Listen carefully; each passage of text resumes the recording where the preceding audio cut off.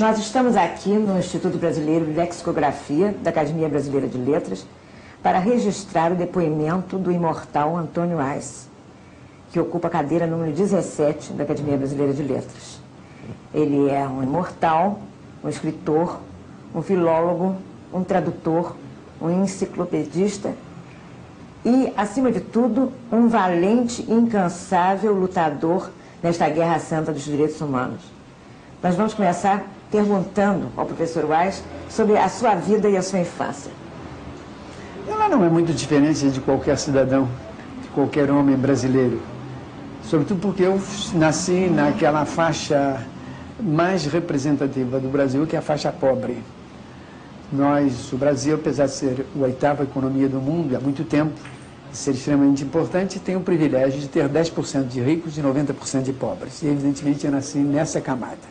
Sou filho de imigrantes, pai e mãe libaneses, e tive o privilégio de nascer no seio de uma família bem numerosa, porque quando vim, passei a ser o quinto filho de uma família que chegou a 7 filhos.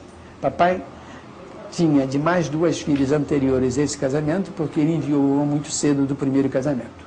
Entre papai e mamãe havia uma certa diferença de idade, o que não impedia que houvesse uma relativa harmonia, porque ele era um homem de uma saúde de ferro. Me recordo, quando ele já tinha 67 para 68 anos, ele dando mergulhos como um atleta moderno, em pleno arpoador, porque era um incansável pescador e adorava a vida de mar. Viveu sempre à beira-mar, como Finício, que nasceu e continua a ser, porque não compreendia a vida sem dias de pescaria e noites de pescaria, coisa que eu aprendi com ele já aos 5 anos. E adoro também, sou um velho pescador e adoro o mar. Mas voltando, a família é pobre. Tivemos o privilégio de viver eu nasci em Copacabana, exatamente na esquina da atual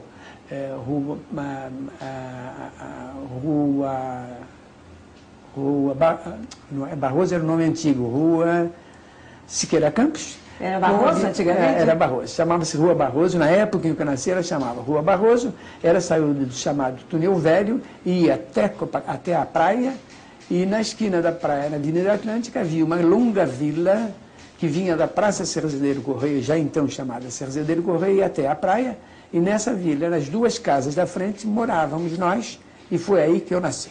Esse é o local de nascimento, olhando para o Atlântico, para a Avenida Atlântica. O senhor é uma raridade, porque carioca, nascido aqui com toda a sua vida estudantil, feita aqui no Rio. E nascido no Rio, em Copacabana. Realmente, em Copacabana. Numa época, em 1915, eu estou com 70 anos feitos, e em 1915, quando eu nasci, poucas crianças terão nascido em Copacabana, porque ainda era um burgo nascente, de maneira que eu terei sido um dos poucos brasileiros, talvez seja um dos poucos brasileiros vivos que nasceram em Copacabana em 1915. E na Rua Barroso. Na rua, chamada rua, não, na esquina de Barroso com a Avenida Atlântica, a atual Siqueira Campos.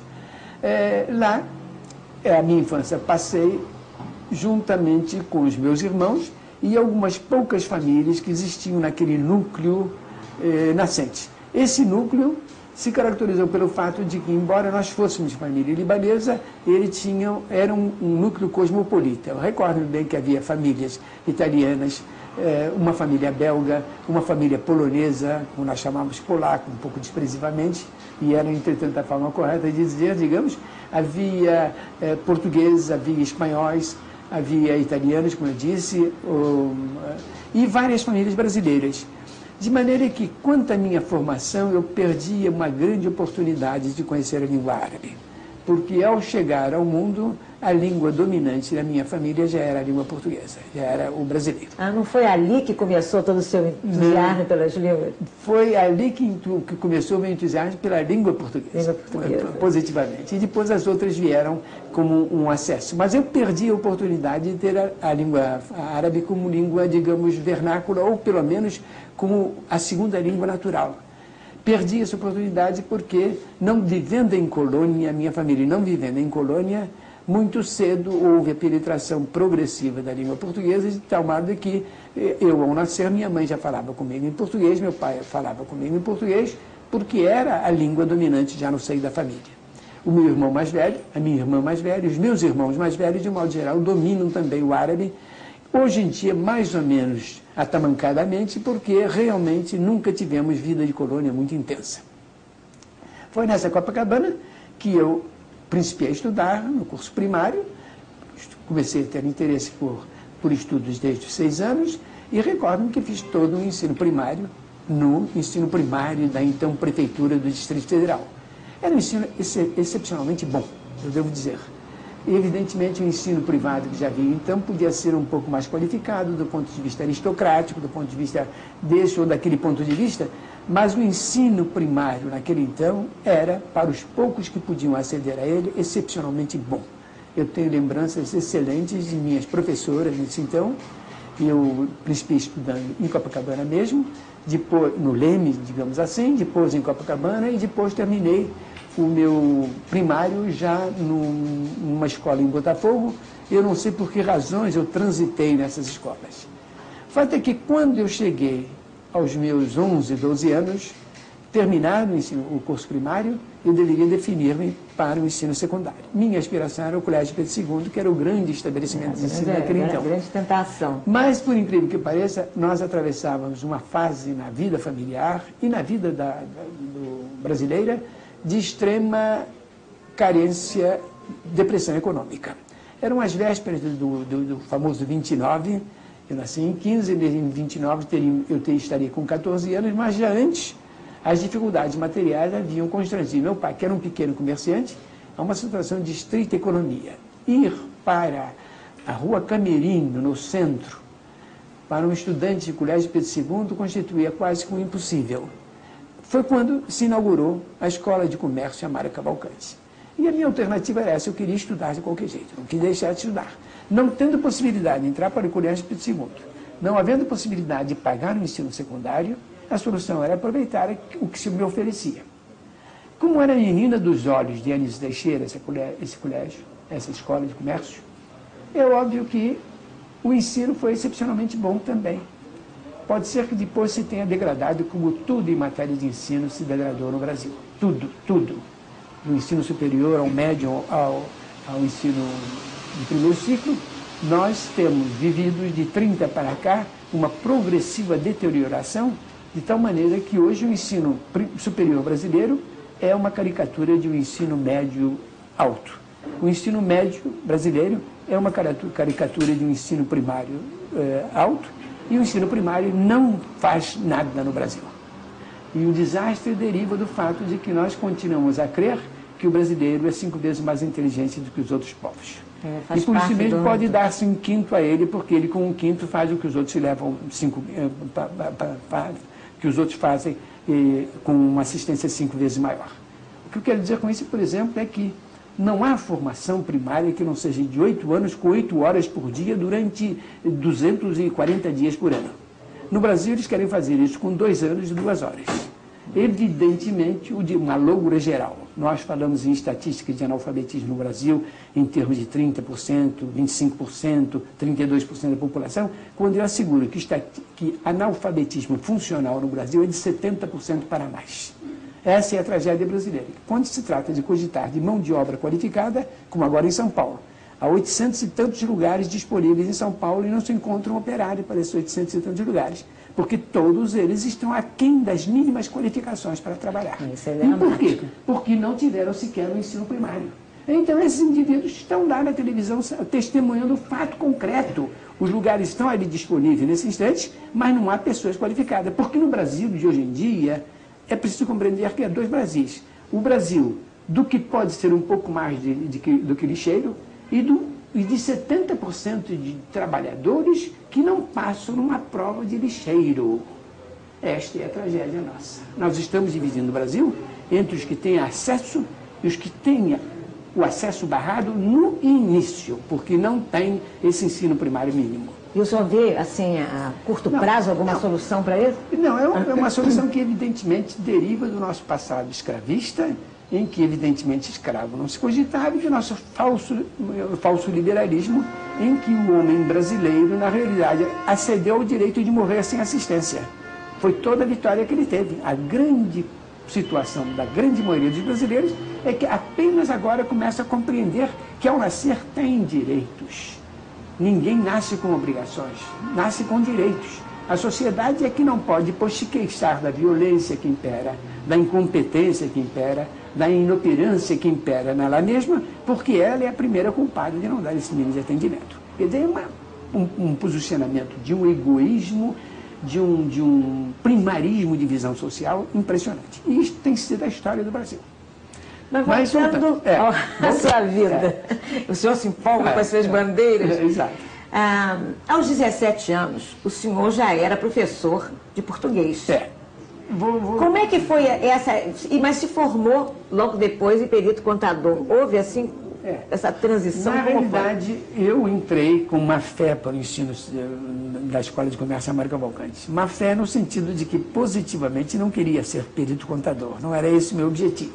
Qual era o meu objetivo? Eu não sei. Como eu tinha uma vocação de estudo muito intensa, uma vontade de aprender contínua, um grande fascínio pelo universo da palavra escrita, isso talvez herdado dos meus antepassados, que tinham um fascínio também no mundo árabe.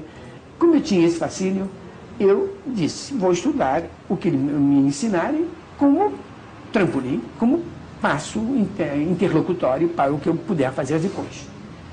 E tive o privilégio de ter, dentre outros professores naquela altura, o professor Ernesto Faria Júnior, que viria a ser um dos grandes latinistas, morreu faz poucos anos, como professor de latim da Faculdade Nacional de Filosofia, e depois da Faculdade Federal do Rio de Janeiro, e do professor Matoso Câmara Júnior, que viria a ser o maior linguista brasileiro de quase todos os tempos, um dos grandes linguistas brasileiros, e por intermédio deles dois, de Antero Nascentes, cujo filho tinha mais ou menos a minha idade e se passou a ser meu companheiro desde então, é o meu padrinho de casamento, e com quem eu tive uma vida paralela durante um longo período. De maneira que o que aconteceu isso, a partir de 12, 13 anos, eu comecei a ler livros especializados de língua portuguesa e de latim. Agora, que coisa, né? Não era leitura habitual para uma criança dessa idade. Mas acontece que a influência do Matoso Câmara e do Ernesto Faria, sobretudo, foi tal que eles começaram a me propiciar livros continuamente, orientando-me, etc. Eu recordo-me que eu li livros de linguística, um livro de Marozot, La Linguistique, em francês, a toque de dicionário, de maneira que o desejo de aprender certas disciplinas é que me levou a aprender rapidamente espanhol, que se tira de letra, a aprender o francês, a aprender o inglês. Foi através da ambição do conteúdo transmitido por essas línguas que essas línguas passaram a ser objeto das minhas cogitações. Então, de tal maneira que quando eu tinha 16 para 17 anos, eu prestei a lecionar, ainda antes de terminar o curso. Antes de terminar.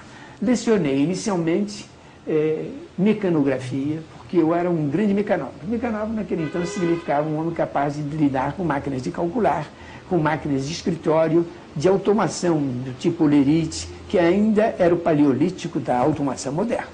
Logo em seguida, eventualmente lecionei datilografia e passei a português. Evidentemente que aí me defini mais claramente pelo lado do português, e quando já estou aí pelos 18 anos, se insinua que iria haver uma série de concursos para o ensino secundário da Prefeitura de Distrito Federal, o ensino técnico secundário. Esse fato se positivou quando eu tinha 19 anos e pouco, já era professor em vários estabelecimentos, num regime que era muito engraçado. Eu dava aula, alguém assinava por mim, em cada colégio havia um professor que assinasse por mim, ele recebia o dinheiro e ficava com uma pequenina comissão pelo fato. O jeitinho brasileiro, né? Mas o fato é que eu comecei, houve um dado momento em que eu cheguei a lecionar em 10 ou 15 colégios ao mesmo tempo. Perambulava por Copacabana menos, por Botafogo sobretudo, de maneira que raros são os colégios do tempo pelo qual não tenha passado. Juruena, Andrews, Malé Soares, eu lecionei um bom período, briguei muito com ela era uma brilhante diretora, uma venerável senhora, eu estou dizendo briguei, porque tivemos alguns descompassos em matéria didática, ela queria que eu seguisse certa metodologia que eu não achava muito adequada, E até que num dia nós nos incompatibilizamos, mas eu guardei sempre dar uma excelente lembrança. E é interessante que de lá, daquele tempo, eu tenho até hoje alunos que me tratam com um enorme carinho em função das aulas que eu dei naquele então. Mas, em suma, eu fiz um espectro de experiência em vários colégios do ensino secundário brasileiro, no Cariocas, já em função do português, já em função do latim, já em função da literatura. Já fui alargando o meu espectro de capacidade e possibilidades. De tal maneira que, quando tinha 21 anos, eu já estava com o meu registro autorizado de professor e, pouco antes, abriu-se o concurso para o ensino secundário da prefeitura. Éramos 47 candidatos, alguns nomes proeminentes já do magistério e outras figuras menores. Eu digo proeminente no sentido de que o cargo a que se aspirava era extremamente importante naquele então. Anísio Teixeira queria criar um tipo de professores de alta qualificação e compreendia essa coisa elementar, que a qualificação é um pouco em função da remuneração. Propondo remunerações altas para um magistério que era, por enquanto, por aquele então, limitado, mas com aspirações a dar um ensino muito qualificado, ele evidentemente oferecia possibilidades a que todos os professores aspiravam. Inscrevemos-nos 47 candidatos para uma só vaga existente, na época da abertura do concurso. E fomos aprovados 7, ao cabo de 2 anos de concurso. O concurso levou 2 anos. Porque a ocupante provisória, filha de um vereador muito eminente, foi reprovada na primeira prova. Então havia interesse em terminar o concurso. E o concurso se arrastou. Mas o fato é que eu saí em segundo lugar, emparelhado com Carlos Henrique da Rocha Lima, que é o grande professor de português, e o primeiro lugar, quem tirou, mais velho do que nós, uns 2 anos, do que naquele então representava muito, o professor Silvio de Mundelia, que também fez uma grande carreira de professor. Eu e o Rocha Lima ficamos emparelhados, e nós dois com a mesma característica. O concurso foi aberto para maiores. Como nós éramos cronologicamente maioráveis, no sentido de que o papai meu e dele foram lá e declararam, deram-nos a maioridade jurídica. Graças a isso, embora não tivéssemos os 21 anos de lei, nós pudemos inscrever. Naturalmente, quando o concurso terminou, já estávamos com mais de 21 anos. E esse concurso marcou, de certo modo, a nossa vida, porque eu transitei, trabalhando, digamos, umas 12 horas por dia, durante uns 6 dias da semana, para 12 horas por semana. Veja a diferença. Nessas 12 horas obrigatórias por semana, eu ganhava exatamente 6 vezes mais do que as das 12 diárias da anterior. Então, isso me deu a situação de um professor bem remunerado. Coisa que até hoje ninguém... tempo para fazer. Exato, e com disponibilidade de tempo. Agora, eu quero passar sobre essa vida de professor, que foi extensa e brilhante e rica, nos 2 sentidos, digamos assim, e perguntar sobre sua vida de diplomata. O senhor serviu em Genebra, Paris, Nova York. Nesse entre, veja bem, eu comecei, logo que entrei para o ensino secundário da prefeitura, eu já tinha um certo renome de professor e preparava para vários concursos. Eu, num dado momento, fui examinador do DASP durante muito tempo para todas as espécies de provas de português que havia.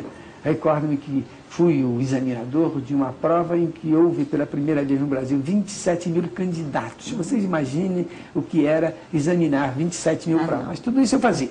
Agora, nessa altura eu já estava casado, eu casei com 26 anos, por conseguinte estou saltando em 5 anos.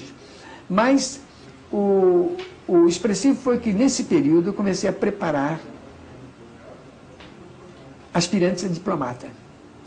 E lecionei para vários embaixadores já aposentados que foram meus alunos. Eu iniciei muito cedo, muitos deles frequentemente tinham a minha idade e alguns até mais do que a minha idade. Eu os preparava para o Itamaraty. E o que aconteceu foi isso. Logo depois de casado, eu casei, como disse, em 42, logo depois de casado, eu recebo uma certa noite, é uma coisa digna até de anedoticamente contar. Eu estava de noite, minha mulher, Olavo Aníbal Nascentes, o filho do Antônio Nascentes, e um poeta naquele então, e professor depois, Antônio de Pádua da Costa e Cunha. O professor Antônio de Pádua, que é uma flor de humanidade também. E os 4, nós líamos a Bíblia pelo prazer estético, pelo prazer literário. Líamos conjuntamente, comentávamos. Eu recordo-me que nós estávamos no profeta Abacuque, que é um profeta que tem certas irreverências e certas maldições assim muito veementes. Nesse momento, de noite, alta noite para aquele então, naquela época, seria 10 horas da noite, eu recebo um telefonema e era uma pessoa que me dizia certa coisa. Eu, de retorno, falava-se sobre o mérito da profissão de professor. Nós 4 éramos professores, inclusive Ruth, minha mulher, era professora. E, num dado momento, ela dizia, o mal é que a profissão não dá oportunidade de viajar. Aí eu lá disse, não é verdade, papai já viajou o mundo inteiro, realmente Nascente foi sempre um globetrotter, a partir de certa idade. Aí eu disse, mas ele foi sempre sozinho, nunca levou a mulher. Esse diálogo acabava de acontecer e eu ouvia, e eu virei para ela e disse, se você quiser viajar, nós estamos sendo convidados pelo Itamaraty. Nós acabamos de ser convidados para lecionar língua e cultura brasileira no Instituto de Cultura Uruguaio Brasileiro. Eram esses antigos alunos meus que, ingressados no Itamaraty, no momento em que se fez necessário indicar um casal nessas condições, ocorreu-lhes claramente o meu nome e o nome de minha mulher. Uma semana depois nós partimos, desfazendo uma casa que havia sido organizada em plena lua de mel, com o maior carinho e tudo. Nós morávamos naquela altura em uma rua, Clemente Falcão, lá na Tijuca.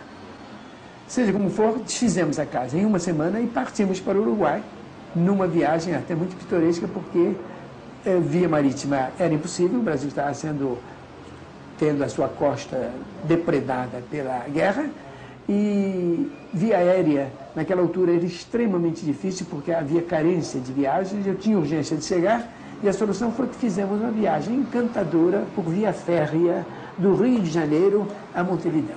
Uma viagem assim, rara. Com transbordos, etc. Houve um acidente no Rio do Peixe, em Santa Catarina, o trem ficou 24 horas, foi um dos banhos de rio mais gostosos da minha vida, que eu nunca esqueço, num local absolutamente da natureza, em que os peixes vinham beliscar os nossos pés para ver se éramos gente, se éramos algo que existia mesmo. Seja como for, chegamos ao Uruguai, e daí a minha vida foi dedicar durante 1 ano e pouco ao ensino nesse instituto, com uma frequência espantosa. Chegámos a ter, um certo ano, 1.200 alunos. O interesse pelas coisas do Brasil já crescia naquele então no Uruguai de uma forma espantosa, e pela língua portuguesa também, e afinal também o renome dos professores, porque parece que nós levamos uma técnica de ensino, de interesse muito grande, uma biblioteca que instalamos excelente, quer dizer, todo um conjunto de circunstâncias pelo qual, ao cabo de certo tempo, eu comecei a preparar alguns auxiliares da embaixada e do consulado para virem fazer concurso no Itamaraty. E naquele caso lá, eu tive que alargar o meu espectro. Enquanto que aqui eu lecionava português e literatura, porque não havia latim, lá eu tive que principiar a estudar para lecionar outras matérias para esses jovens. De tal maneira que, num dado momento, quando as inscrições se abrem aqui no Itamaraty, minha mulher me pergunta se eu não queria fazer o concurso. Ela perguntando, se você quiser eu faço. Não me havia passado até então a hipótese de ser diplomata. Não era uma fascinação não era, antiga, eu não havia voltado, eu tinha relações com o Itamaraty através dos alunos, mas não tinha interesse. Nessa altura, inclusive, eu já me achava um homem meio maduro, porque eu estava com 26 para 27 anos. Muito maduro. Pois é, já me achava um homem meio maduro, 26, 27 anos. Imagina. Então, separamos, recém-casados, temos 1 ano e pouco de casados, ficamos 6 meses separados, no período em que eu vim para o Rio, inscrevi-me e fiz o concurso. Concurso esse, para o qual não estava, em certas matérias, suficientemente preparado. O fato que não tive tempo. O fato é que saiu em primeiro lugar o ex-ministro das Relações Exteriores, Luiz Ramiro Saraiva Guerreiro. Em segundo lugar, ficamos eu e Pedro Gonçalves de Souza Braga, e em terceiro lugar, João Cabral de Melo Neto. Eu acho que é excelente companhia. Realmente a equipe que foi aprovada, éramos um número grande de candidatos, 100 e tantos, fomos aprovados 23, E eu fiz já o primeiro ato de interesse por colegas, requerendo para 1/24 uma retificação de nota, graças ao que ele foi aproveitado. Nesse concurso, eu lecionei português aos meus concorrentes. Para esse concurso, eu lecionei português aos meus competidores. Não parava, né? O seu interesse pela língua brasileira, a língua portuguesa. Aí entrei para o Itamaraty e tive uma carreira relativamente controversa desde o início. Fui pegado para a divisão pessoal, logo seguido para o departamento de administração.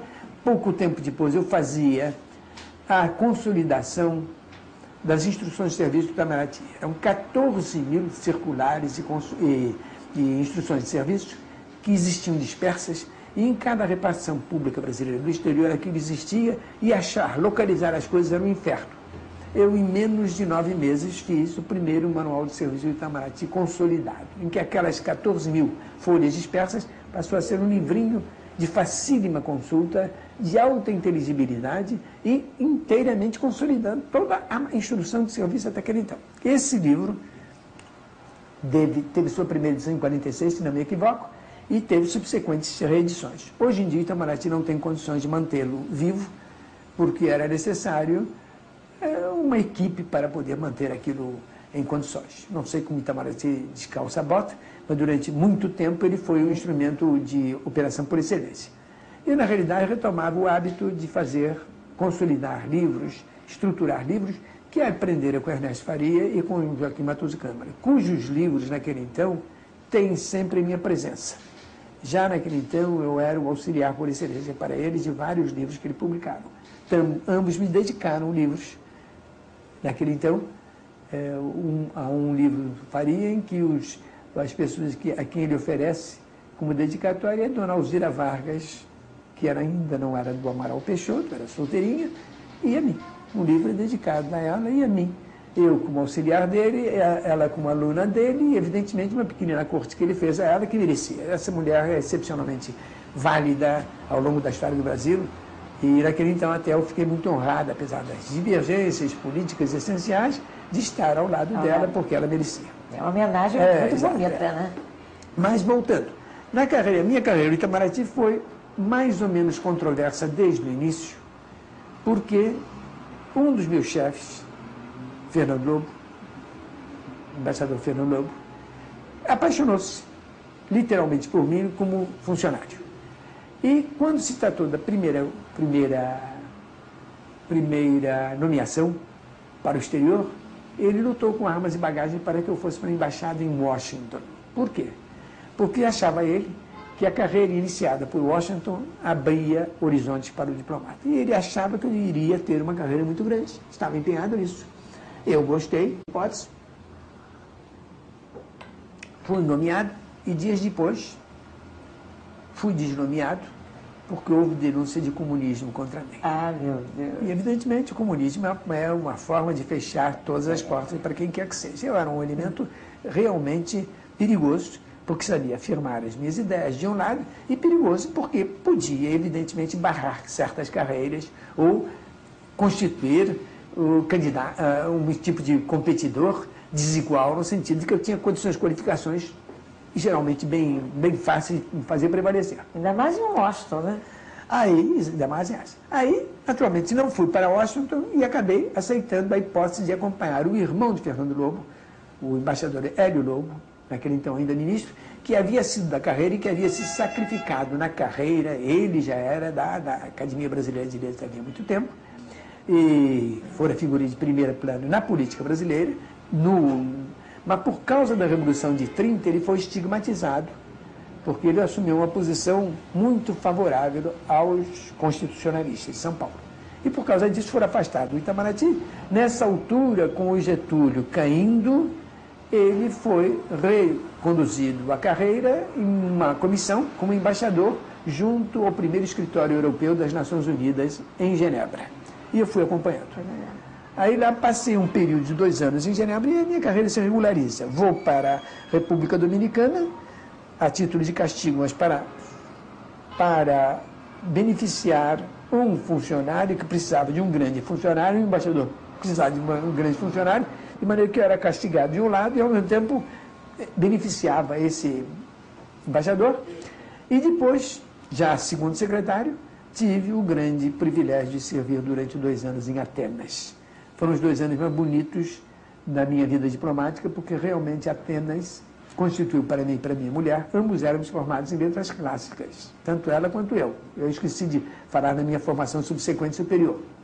Na formação em letras clássicas, a Grécia foi para nós um deslumbramento. Presente do rei, né? E que eu senti tanto mais quanto uns 30 e tantos anos depois retornei à Grécia e pude ver a diferença entre o privilégio que havia tido e o tempo o tempo presente. Eu vi monumentos do passado em que eu e ela éramos os únicos naquela paisagem maravilhosa a estudar aquilo e a ver aquilo. Hoje em dia, quando você vai a um desses locais, tem 1.000, 2.000 pessoas se acotovelando de tal maneira que o prazer estético, o prazer arqueológico, o prazer histórico, o prazer de estudo, o prazer de contemplação fica praticamente impossível. Então, mas é um dado, afinal de contas, quer dizer, o mundo está se interessando mais também. Mas, professor, eu queria que o senhor passasse pela sua vida diplomática, mas... Não, eu vou rapidamente, mas tem que considerar qual é o fato mais importante também, né, que o senhor considera? Aí, na carreira diplomática, eu logo depois da Grécia, vou para as Nações Unidas. Não, aí é uma interrupção e o senhor Carlos Lacerda começa uma campanha na tribuna da imprensa contra o Ministério das Relações Exteriores de Getúlio, em particular, depois do retorno dele, porque o Ministério estava fazendo uma prática, através do seu próprio ministro, de comunismo, e o Getúlio estava em complô com os comunistas, e como o comunismo de Itamaraty não podia existir sem a retaguarda, ele anunciava que havia uns quantos comunistas no Itamaraty. E incluiu nessa bagagem ontem promovido a embaixador Amaury Banhos Porto de Oliveira, incluiu o João Cabral de Melo Neto, incluiu a mim, incluiu ao Jatir de Almeida Rodrigues e a vários outros, éramos uns 6 ou 7, que constituímos a célula de periculosidade vermelha dentro do Itamaraty. Havendo esquerda, meu nome sempre aparecia, era óbvio, tinha toda razão. Eu não encobrira minhas ideias socializantes, jamais. Então, o nosso Itamaraty faz um inquérito e, a cabo do inquérito, chega à conclusão de que não havia nada para nos indiciar. Então, o então ministro, já nessa altura, João Neves da Fontoura, o inquérito fora presidido por um dos mais eminentes embaixadores que a carreira teve ao longo do tempo, um grande tratadista de direito internacional, Hildebrando Pompeu Pinto Ascioli. Apesar do inquérito chegar à conclusão de que não havia nada que indiciar, o senhor João Neves da Fontoura faz simplesmente um despacho ao senhor presidente da República para mostrar que, não havendo uma legislação capaz de punir quem tenha ideias, sugerindo isso. O Getúlio, o comunismo, mandou para o Conselho de Segurança Nacional, que seguramente mandou nos aposentar sem disponibilidade inativa, etc. Simplesmente nos expulsou do Itamaraty. Nós fizemos o requerimento ao Supremo Tribunal Federal. Eles queriam entrar pela lei ordinária e eu estava vindo da Grécia e disse: não, senhor, eu vou definir a minha vida imediatamente. Vou requerer o mandato de segurança e, se perder, prossigo minha vida no outro caminho. Não posso ficar. Isso foi em 54. O mandato de segurança, evidentemente, logo que eu fiz o requerimento, os demais me acompanharam, o mandato foi julgado e, unanimemente, nós retornamos para o Itamaraty, mas estigmatizados. A gente retorna, mas fica... Se sair um cartaz num jornal, aí é que é a periculosidade da imprensa. Fulano é homossexual. Dizendo que isso é condenação. Fulano roubou.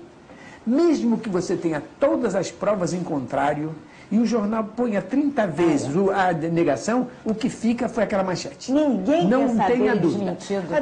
Daí o risco do mancheteiro, o risco do secretário de jornal, porque ele pode macular uma vida, estigmatizar uma vida pela leviandade de um pressuposto. Quer dizer, o réu, que é aquele que vai ser eventualmente condenado, não pode ser absolutamente inocente, o réu é, a priori, condenado. Ele é, por antecipação, condenado. Então, isto, evidentemente, nós iríamos pagar o preço disso. Retornamos à carreira, alguns mais ou menos estigmatizados. Eu, inclusive, trabalhei muito para que todos eles retornassem para os seus postos no exterior. A mim, a dificuldade foi tremenda e eu não pude obter retorno. Aí há uma série de coisas que se encarregam. Não obtendo retorno, eu me voltei para os meus estudos e fiz, nesse ínterim, 3 secretariados gerais de congressos.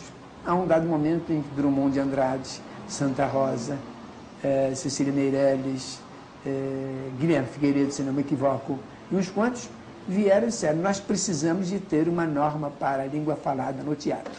Por que vieram? Porque sabiam que eu tinha uma capacidade de organização, como tem, muito grande. Então, fizemos o Congresso de Salvador, em 56.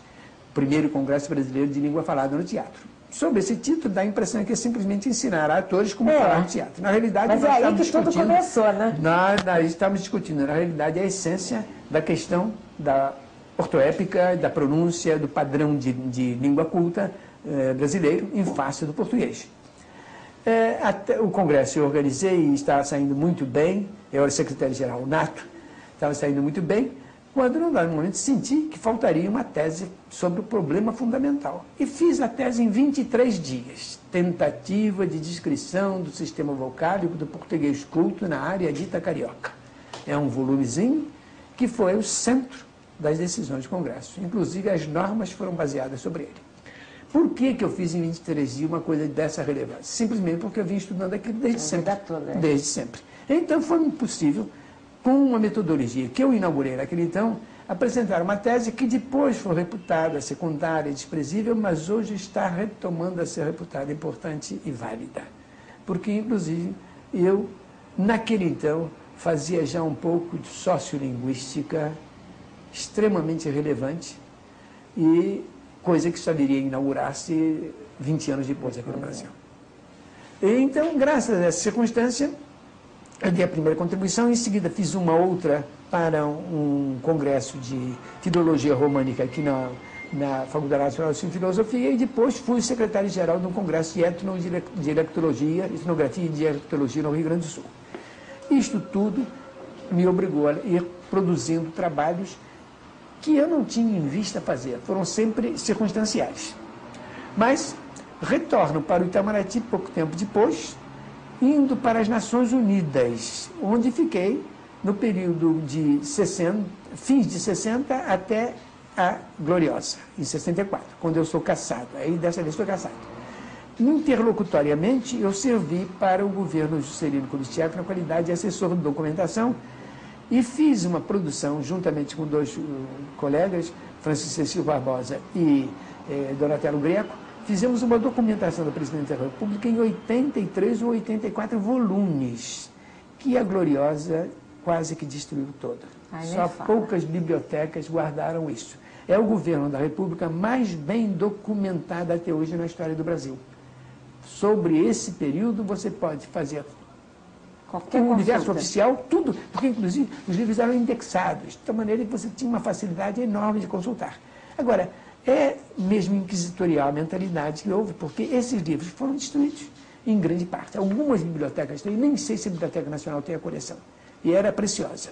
Mas antes da sua cassação, o senhor teve uma atitude, teve um trabalho muito bonito, que eu vou querer que o senhor fale depois, junto à Comissão de Anistia.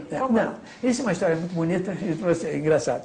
Estávamos nas Nações Unidas, eu, durante o período que lá servi, de fins de 60, término do mandato do Juscelino Kubitschek, até a Revolução, o golpe de 64, nesse interregno eu servi nas Nações Unidas e fui o representante brasileiro junto à chamada Quarta Comissão.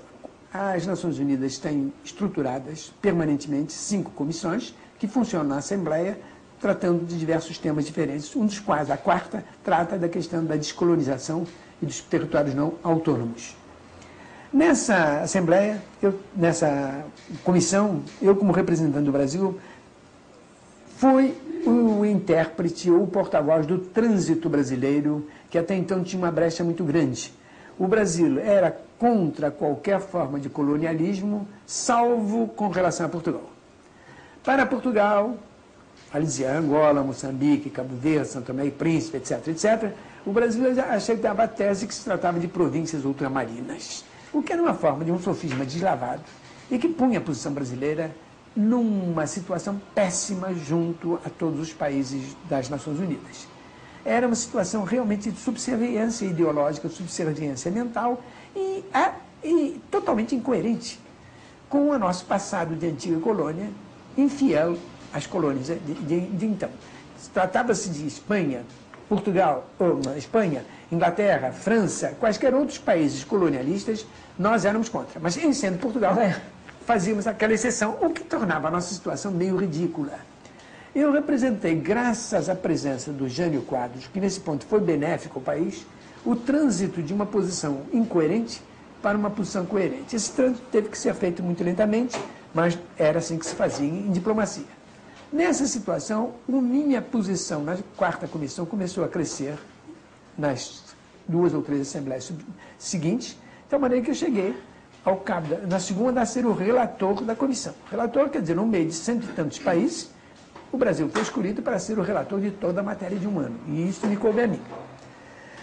Nessa assembleia em que eu fui o relator geral, ou na seguinte, eu fui eleito a título pessoal, mais um marroquino e mais um canadense, para irmos decidir sobre a independência de Ruanda-Urundi no coração da África, a antiga colônia belga.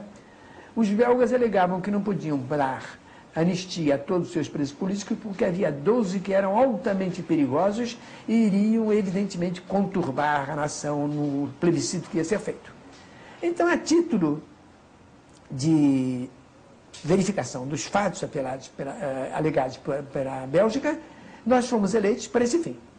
Pegamos o avião em Nova York, mandamos-nos para a Bélgica e lá chegando, fomos recebidos pelo primeiro-ministro, que era o Spaak, se não me engano, uma grande figura de política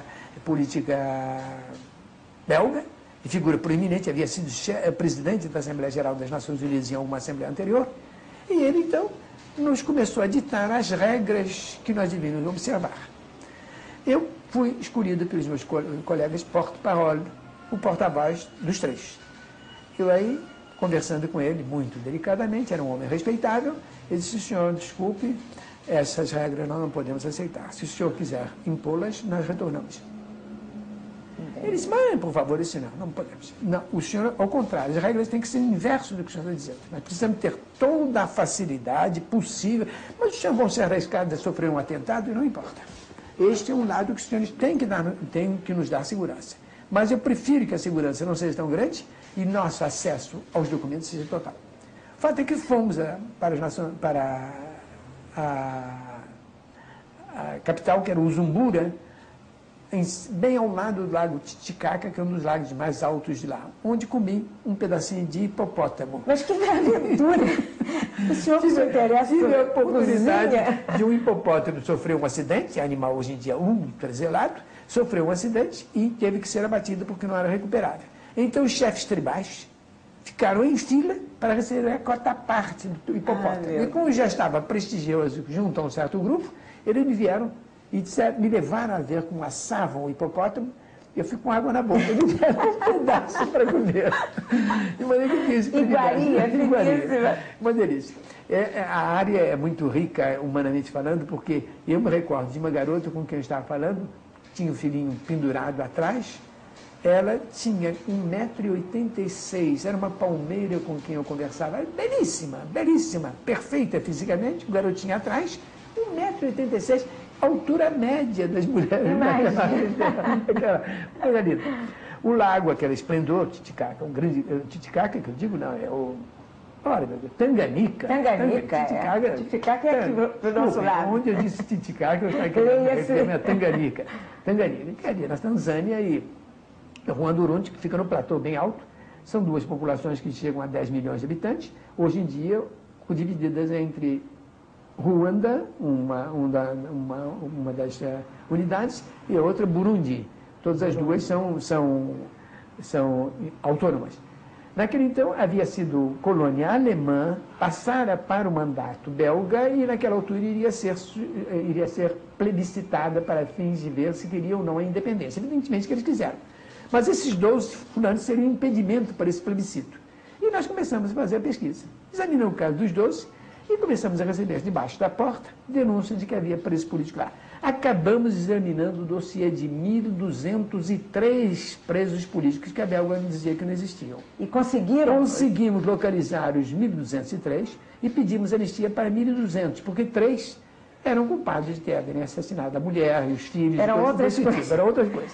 Então, 1.200 levamos às Nações Unidas, o nosso relatório foi aprovado, inclusive pela Bélgica, que não teve coragem de dizer. Então, eles foram anistiados, participaram do plebiscito, e algum tempo depois aparecem cerca de 200 nas Nações Unidas para nos agradecer a nossa presença lá. Isso é... Foi uma coisa pungente, bonita, muito bela mesmo. É um momento bonito da minha vida pessoalmente. E que foi bonito para o Brasil também, está claro. Esses fatos... Agora, pouco depois eu era casado, tive um grande trance com minha mulher, porque realmente nós tivemos oportunidade.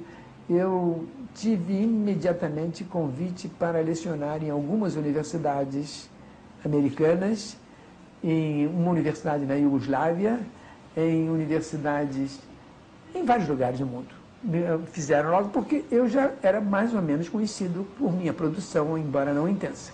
Vim para o Brasil e aqui em Omar Muniz Sodré imediatamente me ofereceu um lugar no Correio da Manhã. Sua passagem pelo jornalismo. Mas olha, nós temos que entrar agora no assunto da sua obra. Eu quero só ler aqui nessa fichinha que a sua obra abrange o campo da crítica e de antologia literárias, o campo de estudos linguísticos do português, o campo da documentação, da bibliologia e da ectodótica, campo da fixação crítica do texto dos clássicos brasileiros, campo da editoria e da organização de grandes obras de referência, campo da tradução. Então, seria uma coisa que nós levaríamos dias para realmente focalizar. Eu gostaria que o senhor falasse sobre o seu papel nos dicionários das enciclopédias, inclusive nessa que está sendo feita agora, esse trabalho grande deste dicionário, e também sobre esse recente encontro internacional para a unificação da ortografia da língua portuguesa. Gostaria de falar sobre esses dois assuntos. O tema é um pouco grande, não que eu valorize a minha importância, mas é que realmente é uma diversidade de assuntos. Eu, quando faço uma palestra, uma conversa como essa, é que eu caio em mim de que, apesar da certa relativa unidade e coerência de minha vida, eu tenho pulado de galhos um pouco diversificadamente. Por exemplo, eu gostaria de me estender muito sobre a sua vida diplomática, muito sobre a sua vida pessoal também, de lutador, de presidente do sindicato dos escritores. E o senhor foi... presidente do Conselho Brasileiro de Defesa da Paz. Escuta, e é presidente do Partido Socialista? Já deixei de ser. Já deixou de ser, mas passou para essa presidência. Nesta conjuntura, vamos iniciar pelo fim. Nesta conjuntura, eu sou um homem de 70 anos, a caminho de 71, e assumi um compromisso em fevereiro passado, estamos em julho, assumi um compromisso de realizar uma obra que vai transfigurar a lexicografia da língua portuguesa. Nós temos alguns dicionários mais ou menos bons, mas eles não chegam a 1/4 do repertório necessário para a situação da língua portuguesa como língua de cultura. Então, o compromisso que eu assumi é de, em fevereiro de 91, lançar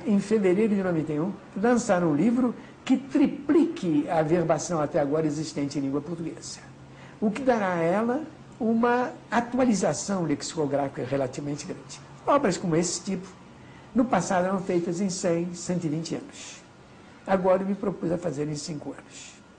Agora, o senhor tem uma participação nos dicionários Barnes, Enciclopédia Delta Larousse já nas Nações Unidas, quando eu estava nas Nações Unidas, aproveitando os meus bagares, eu aceitei um contrato com a Appleton Croft Century para fazer o dicionário bilíngue com Avery Avery, está me faltando o nome dela, Catherine Avery. Esse dicionário inglês, português, português, inglês, que logo que nasceu foi reputado um dicionário modelar para o português inglês e o inglês português. Esse dicionário saiu de circulação recentemente, faz pouco tempo, porque a empresa foi comprada por uma outra que está provavelmente refundindo para relançá-lo. E nesse ínterim, a partir daí eu me dediquei a uma série de dicionários. Esse foi feito durante o meu período nas Nações Unidas, nos vagares das Nações Unidas.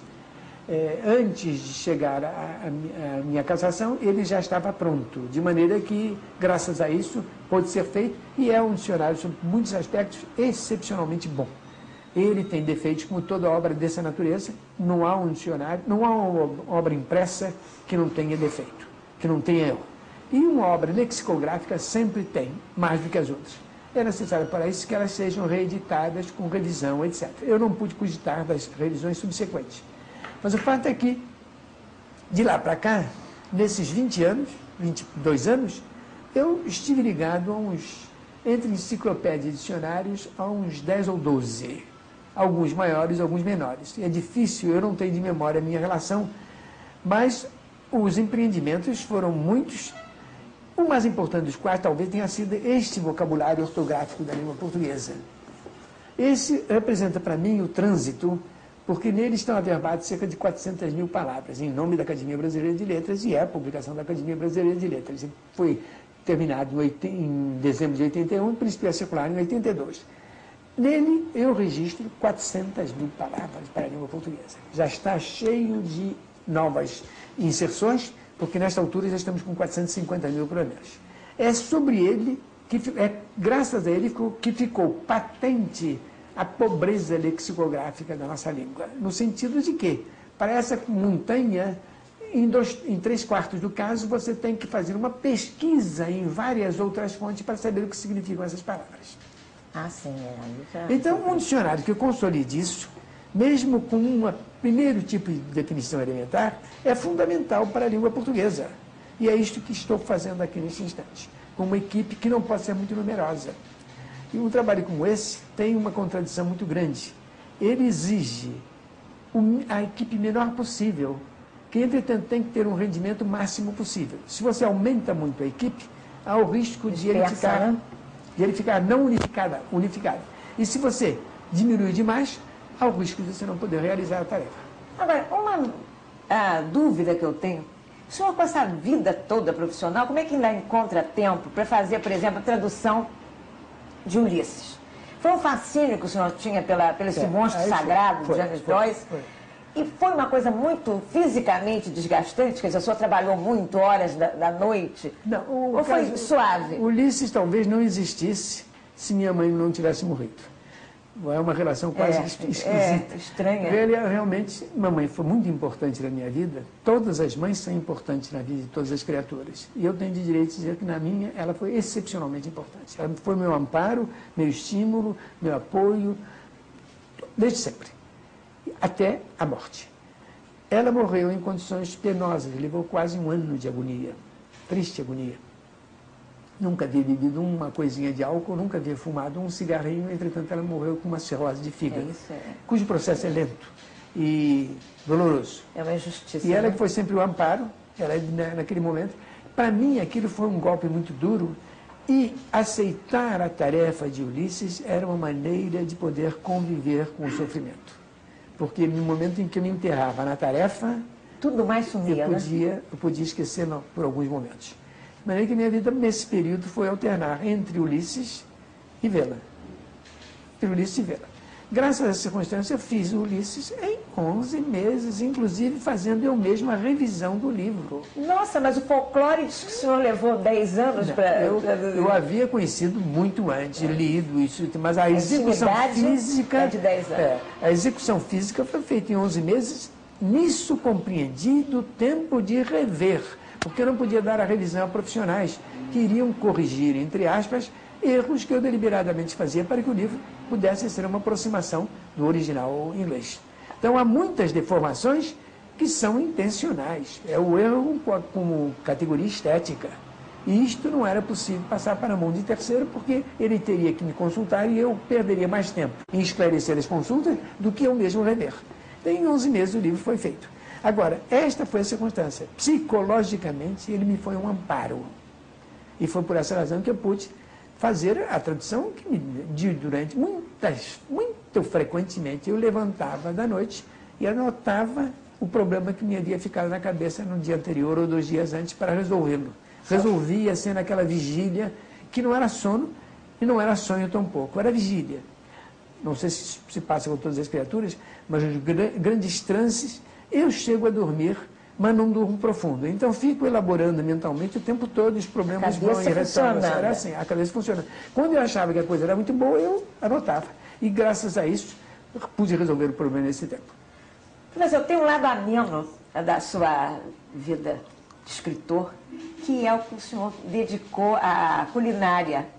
Qual é o seu interesse de ser da confraria dos gastrônomos? Bom, o senhor falou que comeu hipopótamo e fica com a boca cheia d'água, lembrando. Quer dizer, é um requintadíssimo... Olha, se você note que eu disse que nasci num ambiente cosmopolita. Belgas, italianos, espanhóis, portugueses.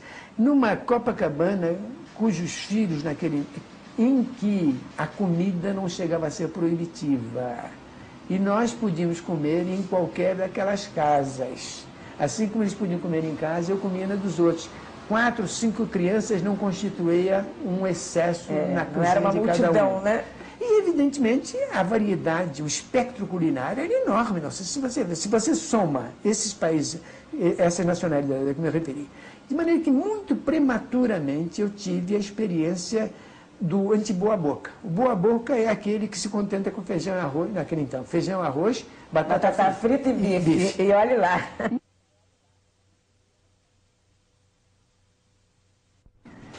Pois é, essa noção de boa-boca devia ser proscrita da vida social. E o exemplo concreto que eu tenho é este. A primeira vez que eu ofereci uma refeição com requinte foi a um amigo, cujo nome não vou declinar. Ele me tranquilizou, eu sou boa boca, não se incomode, etc. Então, eu e minha mãe fizemos uma refeição lindíssima. Uns 8 pratos, pelo menos. E uma variedade que você possa imaginar. Peixe, carnes, galinhas, e tudo com o carinho possível para uma figura que eu reputava importante. Quando chegou, ele não gostava de nada, porque ele só sabia comer feijão, arroz, bife e batata frita. Somente isto. A partir daí, eu proscrevi, impedi que se empregasse a expressão boa boca no meu repertório. Porque essa noção de boa boca é o anti-boa boca, só cria problema para os outros. Porque dentro daquela monotonia, onde quer que esteja, aquela monotonia tem que estar. Como de tudo, desde que esteja arroz, feijão, batata. Você pode casar com quem quiser, com a condição de ser Pedro, não é? É a história do pai da garota. Então, eu, ao contrário, cheguei à noção de que o boa-boca é aquele que pode degustar a comida que se lhe apresentar. Este é que é o boa-boca. E então, quanto mais vário o espectro e menos repetido, melhor é a boca. E melhor é a culinária. Então, desde cedo eu tive esse privilégio, como disse você. Aos 9 anos, aos 10, aos 6, 7, já havia aquela culinária diversa do meu local de origem. E então, isto eu fui cultivando ao longo da vida, porque tenho até hoje extrema curiosidade, não só do ponto de vista das culturas, como do ponto de vista das estruturas. Eu adoro coisas cruas. Eu adoro coisas mal passadas, mal cozidas. Adoro os grandes pot-au-feu, os grandes cozidos. Adoro as carnes envelhecidas. Agora, as carnes embutidas, quer dizer, você... É um boa boca mesmo. E tem uma curiosidade brutal. Quando há alguma coisa nova, eu vou experimentá-la, para ter uma ideia. Isso realmente passou a ser um componente normal da minha vida. Aí resolveu escrever sobre o assunto. Escreveu A Magia da Cozinha Brasileira em 79, tem outro livro sobre a comida rápida, né? Receitas rápidas. Rápida, né? E sobre a cerveja agora, para sair. Na realidade, eu já vinha escrevendo de vez em quando em revistas e artigos algo como o Apícios faz hoje em dia. Eu fiz inicialmente creio que com o meu nome, às vezes com pseudônimo. Mas essa para a magia da cozinha brasileira, o projeto foi um pouco diferente. Eu estava ligado ao grupo Delta e aos irmãos Weissmann para uma editora e gráfica que eles tinham, a Primor. E eles se associaram a Alain Dréger, filho do grande editor francês Alain Dréger, belgo-francês, que tem uns livros modelares de ilustrados.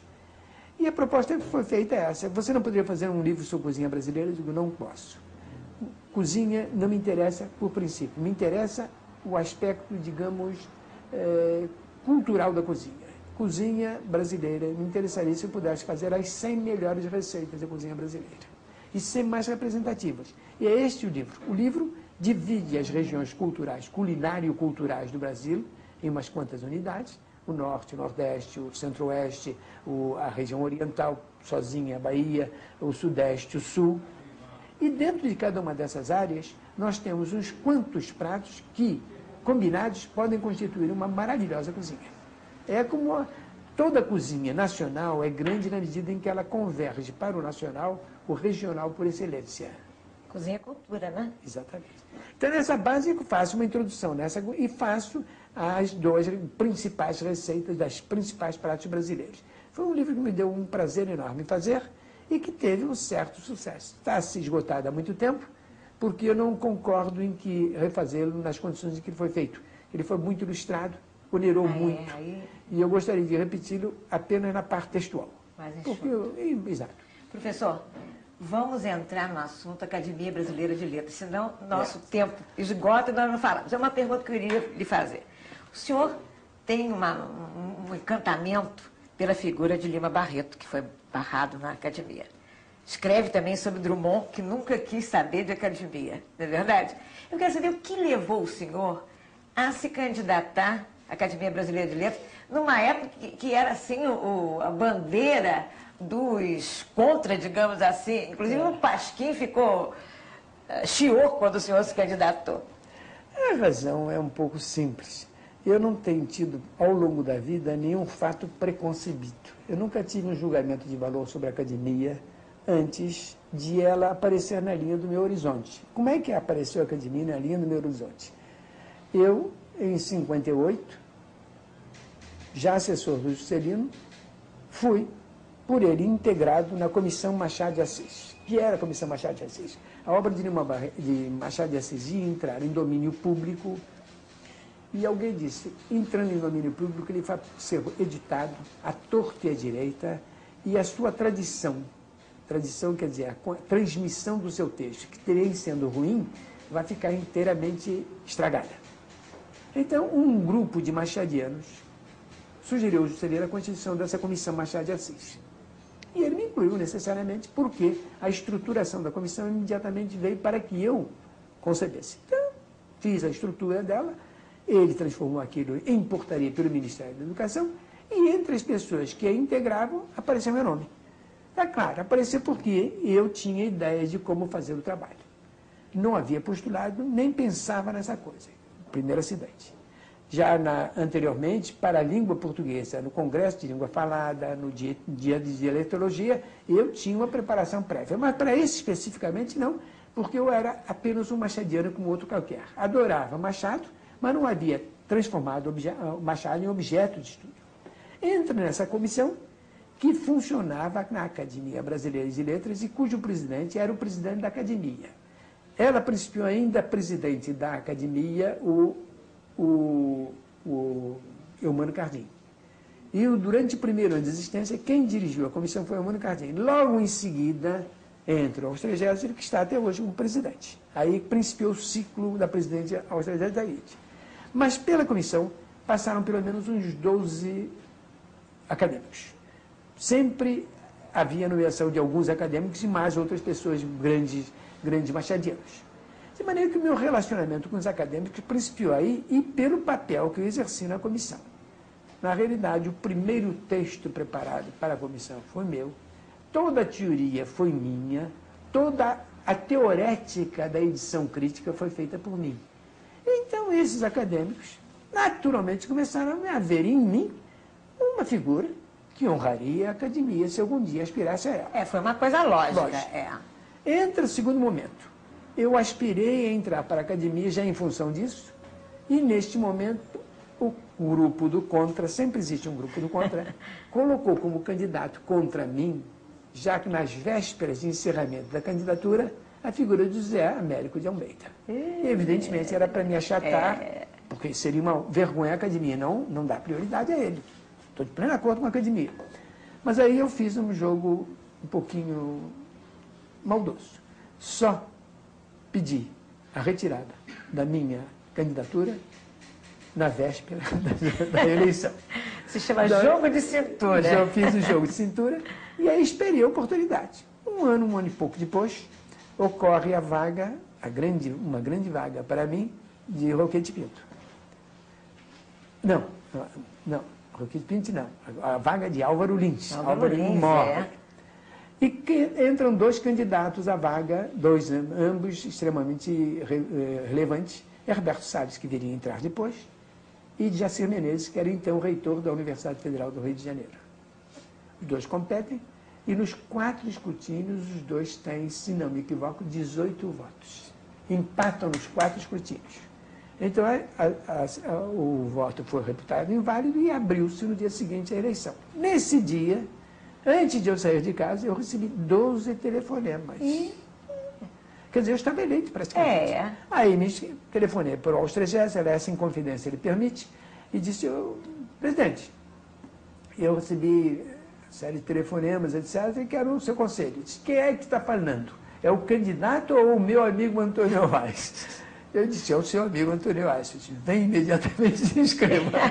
Imediatamente. Mas e aí, coisa, que jogada bem feita também. Aí eu fui, havia 38 votos no quórum, já havia uma segunda vaga na altura em que eu me candidatei, 38 votos, e eu tive 36 votos. 2 votos foram em branco. Um porque não queria que tirasse tantos votos quanto ele. E outro porque, evidentemente, eu era o perigo vermelho. Ainda, né? Perigo vermelho. 71, isso, né? Isso em 71. Em abril, dia 1º de abril de 1º de abril. 1971. E eu tomei posse no dia 27 de agosto desse mesmo ano. Então, fui eleito, mas por essa circunstância que você vê, quer dizer, a própria língua portuguesa, o estudo dela, empurrou para a academia. Levando. E eu estou nessa qualidade, quer dizer, eu não sou um grande escritor, de modo nenhum, não sou ficcionista, não sou poeta, não sou uma figura que vai ficar. Agora, sou um estudiosozinho que, em termos de língua portuguesa, conhece um pouco. Que modesto. Agora, a poesia não contentou, não? O senhor para mim, o milagre da emoção humana se consubstancia por excelência na poesia. Às vezes a música, do meu ponto de vista, bem entendido, se aproxima dela. Mas a poesia tem.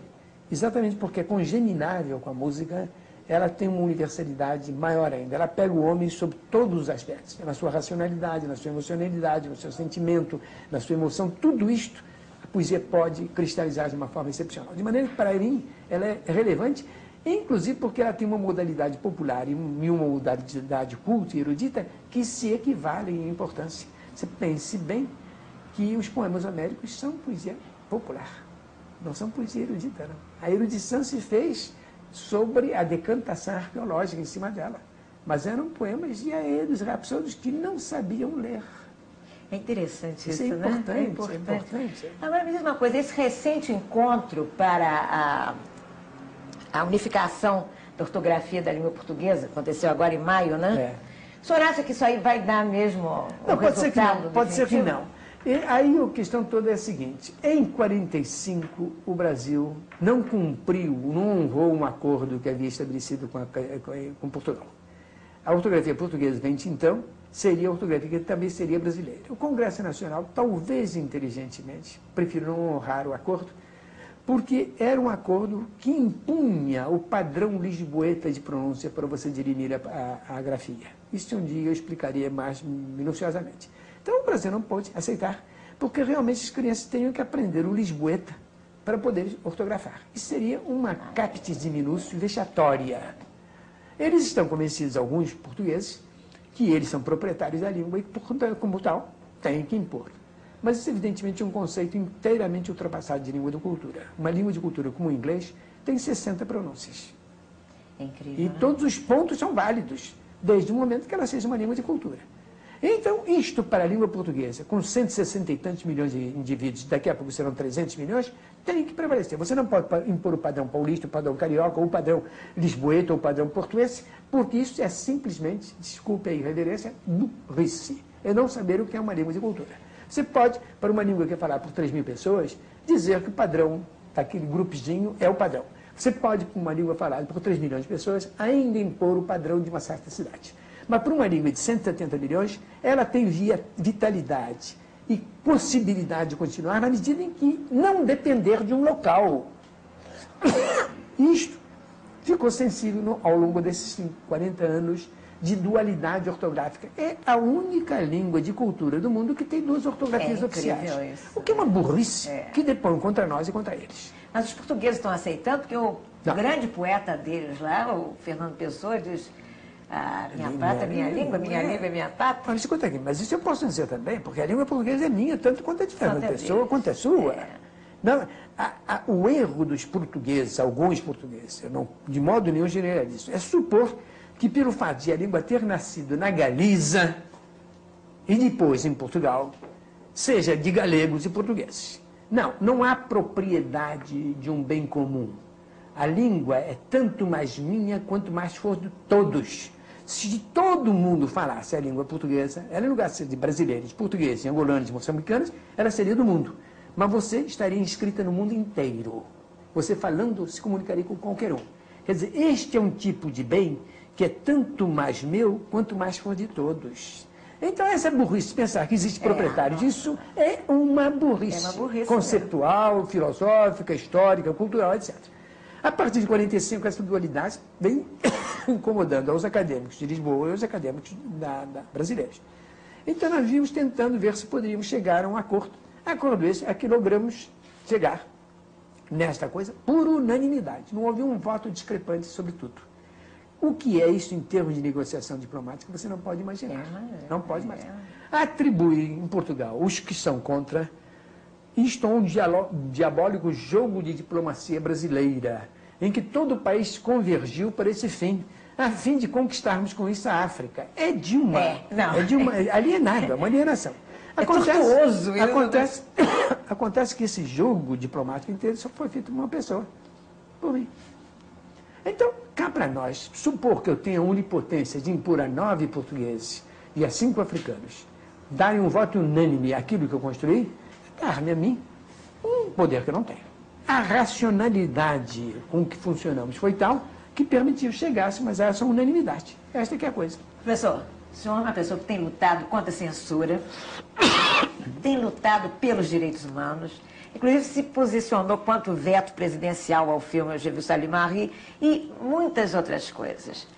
E eu queria, o senhor diz, tudo se diz, tudo pode ser dito e tudo se deve dizer, né? Perfeito. É uma das suas... Perfeito. Eu queria que o senhor, assim, encerrar aqui a nossa gravação, que nós poderíamos levar anos e anos, literalmente, porque o senhor tem tanta coisa para dizer. O que o senhor diria, assim, de mais representativo, mais característico da sua personalidade, para encerrar o nosso registro aqui da sua presença na Academia Brasileira de Letras e no panorama cultural brasileiro? Eu creio que o que me tem dado toda a razão de continuar a querer a minha condição de homem é, primeiro por tudo, porque eu acho que a vida é uma coisa gostosa. Amo a vida e acho que ela pode oferecer a todas as criaturas vivas momentos de indizível prazer, de indizível felicidade. Mas que a vida tem sido mal usada pelos homens é um ponto pacífico. Nós vivemos uma sociedade patológica, em que alguns, para poderem ser felizes, exigem a infelicidade de muitos. Contra esta patologia, democraticamente eu me pus a lutar e lutarei até o fim. Por quê? Em que sentido? Por exemplo, eu acho patológico que todos não têm direito ao acesso a uma língua de cultura como essa. O ideal seria que todos conhecessem a língua portuguesa, pelo menos como eu conheço, e daí para mais. Porque graças a isso você pode se situar no mundo do trabalho, no universo da criação, no universo da produção. Sem isso, você é obrigado a ser um explorado. O homem, dentro de uma língua de cultura que não a domina, ele tem a banda podre da vida social. E ele não tem culpa disso. Você dirá, mas uns são mais inteligentes do que outros. Muito bem, saturemos no limite da inteligência a vida. Duvido que ninguém que exista ignorante não tivesse uma condição melhor do que está. Então, esse é o primeiro dado. Segundo dado, acho que em nome da democracia se tem cometido os piores crimes. Porque graças ao direito da propriedade, o Brasil é detido por 5% da população ou menos contra o opróbrio em que vive 95% da população. De maneira que, ao manobrar certos direitos, é preciso não transformar esses direitos no seu inverso. Eu acredito que, patologicamente, a sociedade brasileira, desde o seu nascimento, tem muito que mudar para que um país desta dimensão, com as suas potencialidades, dê um mínimo de felicidade a todos os seus habitantes.